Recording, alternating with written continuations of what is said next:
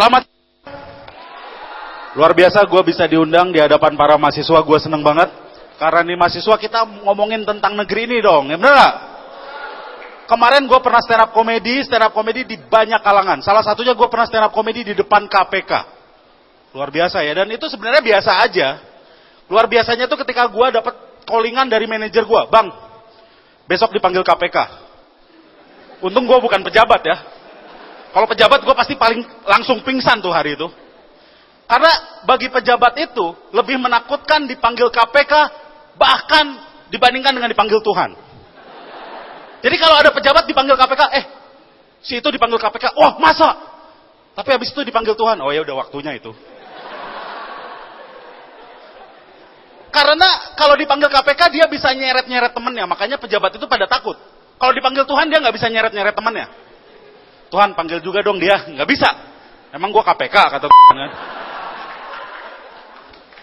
Dan itulah hukum di Indonesia. Hukum di Indonesia itu bukan mencari siapa yang benar, siapa yang salah.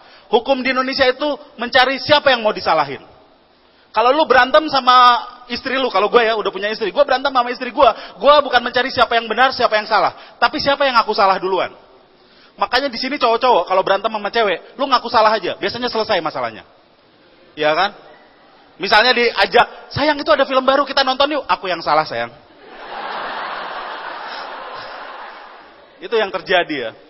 Dan kita tuh sebenarnya, gua dan gue yakin kalian semua karena kalian mahasiswa, lu pasti merindukan Indonesia yang cerdas, Indonesia yang jujur. Gua merindukan banget. Gua kalau semua orang cerdas, tukang beca cerdas, penjaga tol cerdas tuh enak, apalagi kalau jujur.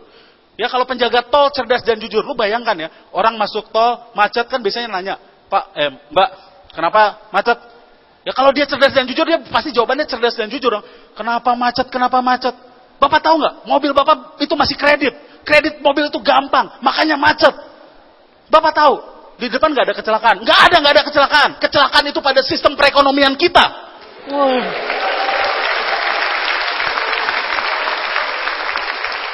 Gokil di penjaga tol gitu kan. Ya itu ya sebenarnya kita merindukan seperti itu. Tapi apa yang terjadi? Lu lihat acara TV kita. Acara TV kita banyak yang nggak benar, kecuali stand up Metro TV ya. Biar dipanggil lagi. Gua teliti sebenarnya orang Indonesia ini banyak yang udah nggak percaya mitos. Seperti mitos angka 13. Angka 13 ini udah nggak ada yang percaya bahwa itu adalah angka sial. Udah nggak ada yang percaya. Tetapi kenapa gedung-gedung nggak ada lantai 13?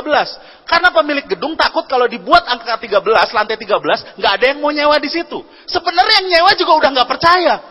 Ya, tapi kalau dia nyewa di lantai 13, takut nanti usahanya bangkrut karena nggak ada yang mau datang ke situ. Sebenarnya yang mau datang juga nggak masalah lantai 13, hanya mau datang ke lantai 13 ya udah nggak ada gitu. Jadi sebenarnya ini lingkaran. Semuanya udah nggak percaya, tapi sistemnya membuat seperti itu. Kita percaya selalu menyalahkan rakyat Indonesia. Katanya rakyat Indonesia itu malas. Enggak men, rakyat Indonesia adalah rakyat masyarakat yang paling rajin. Kita menurut survei adalah orang-orang yang paling cepat bangun pagi. Kita jam 4, jam 3, bahkan kalau misalnya puasa, jam 2 orang Indonesia udah bangun. Dan bangsa mana yang bangun jam 2 untuk makan, joget dulu? Nggak ada men, cuman di Indonesia.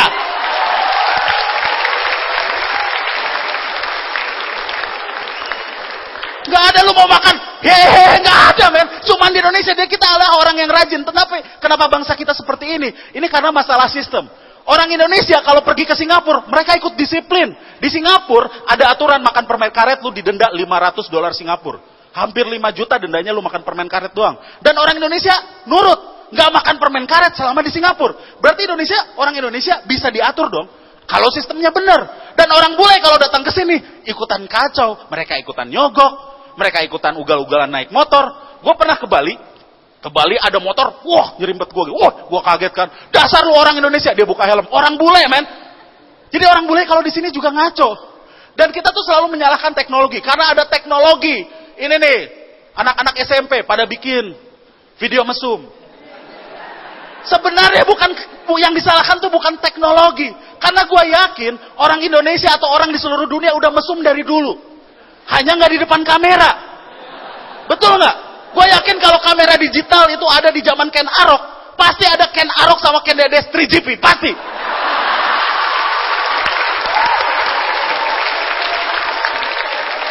Yang videoin siapa? Empu Gandring. Yang dimasukin apa? Keris. Wow. Dan katanya ya, dan kita selalu menyalahkan teknologi. Dan sekarang katanya di kelas-kelas mau dipasang CCTV supaya tidak bikin lagi video kayak gitu. Emangnya dia tidak bisa cari lokasi syuting yang lain? Anak SMP sekarang pinter, men. Dan kita menyalahkan teknologi, pendidikan agama, pendidikan akhlak. Menurut gua, yang salah tuh pemimpinnya. Pemimpinnya juga bikin ya masyarakatnya niru dong, bener gak?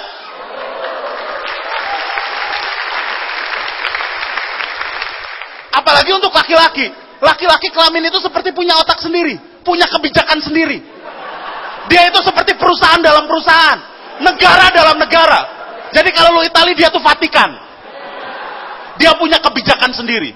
Kayak gue ya, gue tuh udah nikah. Kadang-kadang sama anak-anak gue, sama istri gue, kalau weekend kita berenang. Kita berenang gitu, gue udah tanamkan, I'm a married man. Gue gak boleh macem-macem nanti di kolam renang.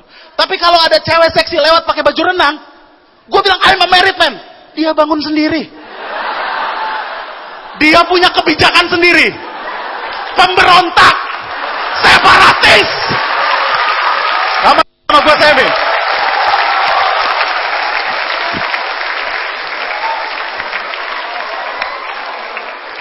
Motor sesuai dengan mobil. Orang tuanya ngasih nama Piston Mahalarang. Stang Kurniadi. Bambang Knalpot.